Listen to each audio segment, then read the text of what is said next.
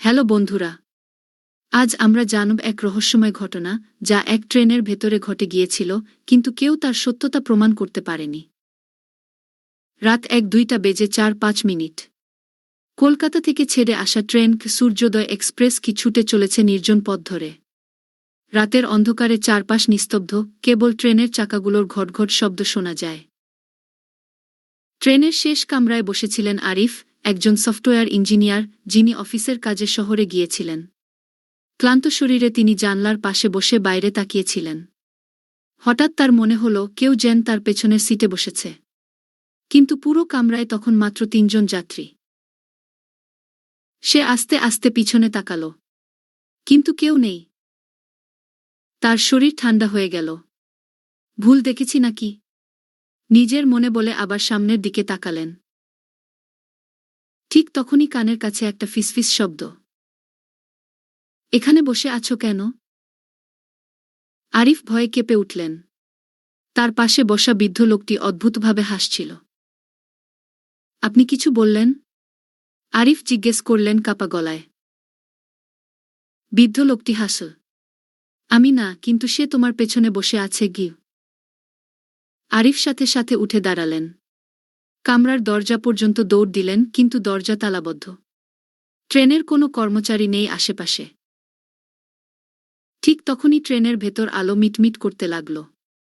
পুরো কামরার পরিবেশ বদলে গেল। যেন অজানা কোনো অন্ধকার ছেয়ে যাচ্ছে চারপাশে। আরিফ শুনতে পেল কিছু মানুষের কান্নার শব্দ। তিনি জানলার বাইরে তাকালেন। হঠাৎ তার চোখ আটকে গেল এক অবিশ্বাস্য দৃশ্যে। ট্রেনের বাইরে ট্র্যাকের পাশে দাঁড়িয়ে আছে অসংখ্য ছায়ামূর্তি। তারা সবাই ট্রেনের দিকে তাকিয়েছিল, কিন্তু তাদের চোখ ছিল ফাঁকা। আরিফ বুঝতে পারলেন এটা কোনো সাধারণ ট্রেন নয়। এটা সেই ট্রেন যেখানে 100 বছর আগে এক ভয়াবহ দুর্ঘটনায় শতাধিক যাত্রী মারা গিয়েছিল। তুমি আমাদের মাঝে চলে এসেছ, এখন ফিরে যেতে পারবে না। একটি কণ্ঠস্বর তার কানে বাজল। আরিফ আর্তনাদ করে চোখ বন্ধ করলেন। যখন তিনি চোখ খুললেন, দেখলেন ট্রেনের কামরার আলো স্বাভাবিক। চারপাশে আগের মতোই যাত্রী বসে আছে, যেন কিছুই ঘটেনি। এটা কি স্বপ্ন ছিল? নিজের মনে প্রশ্ন করলেন আরিফ। তিনি মোবাইল বের করে সময় দেখলেন, রাত 1:02:45।